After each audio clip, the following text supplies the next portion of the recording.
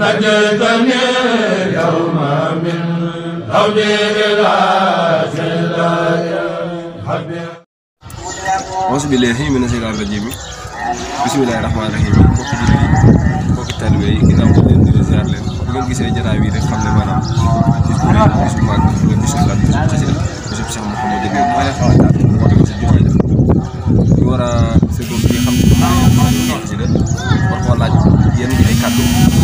li nga xam ne si ne moom ñu dajale li nga xam ne si ne ku ne xam na ko muy topp si ginnaaw Serigne Khadim Kébé dëkk fii nga xam ne si ne mooy Touba Lansar te doog fondation ànd liggéey Serigne Saliou bu wér bi ñu fekkoo ak Sara Diaw kaddu gi Serigne Mame Boye Diaw kon dañuy dégg ak Serigne Saliou Gueye dafa si noonu taataaloon ay kaddu yoo xam ne si da koy génne ci bisu tey jii ay soññee ak leeral yu am solo kon Serigne Saliou Gueye bismillahi mina sheytaani rajim bismillahi rahmaani rahim ñu ngi wax mbooloo mi asalaamaaleykum wa rahmatullahi wa barakaatu ñu doon di sant sëriñ bu mag bi ndax lépp lu am rek moom la ñun murit dañoo ko mën di am wax dëgg yàlla ndax Cheikh Mouhamadou Mountakha ñu koy ñaanal suñu borom guddal fanam yokk tawfeexam ñu gën fee yàgg kenn xamul lu mu doon kii man ku ne xam ne li fi aw li fi joxe maanaam ñu tere wàllum ndaje ak lu ne ñu koy def di ko tere moom mu woote bisub lan Fourné Xasida première woote bi dane ku mën a defe Touba ne ni waaye mujjantal bi mu bëgg ko ay fan daan ne kenn ku ne fa nga ne mën nga ko faa defee loolu mooy kiimaan bu rëy ngoo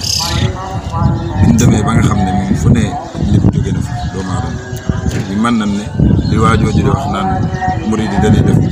deuxième màggal waaye lu wér la deuxième màggal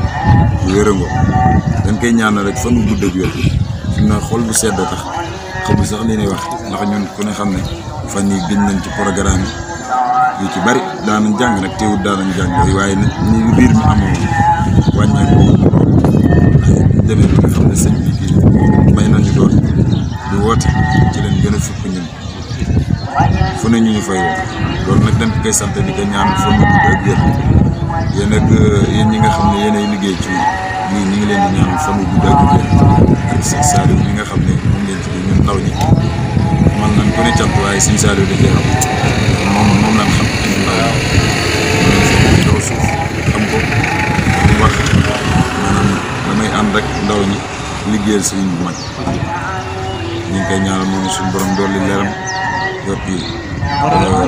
ay tawfeexam bari saxul Muhammadiya leen ñaanal fa nu gudd ak wér di sant xol bu sedd nag moo tax fi ne waxin sax wax dëgg yàlla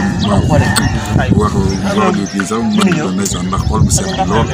waaw ñu leen di sant di leen gërëm di leen ñaanal fu ngeen bëgg maa ngi fa nekk saa borom àggale di sant ñëpp di siyaare suñu taal mi suñu wet ak maam Góor mi nga xam ne ak suñu xaar yu mag suñu Cheikh Diaw asalaamaaleykum wa rahmatulah jërëjëf. waaw kon mbokk yi yéen a ko gisandoo rek jotaay bu am solo la woon yaakaar naa ku dégg kàddu yi xam ne kàddu yi soññee la waaye ku dégg kàddu yi tamit xam ne kàddu yi tawfeex la kon dañuy daal di xef foofu suñu baaraam rek daal di fas yéene jàll ci li nga xam ne moo nekk suñu kanam incha allah taala kon wasalaamaaleykum wa rahmatulahi taala wa barakaatu. نجيتني اليوم من هودي إلى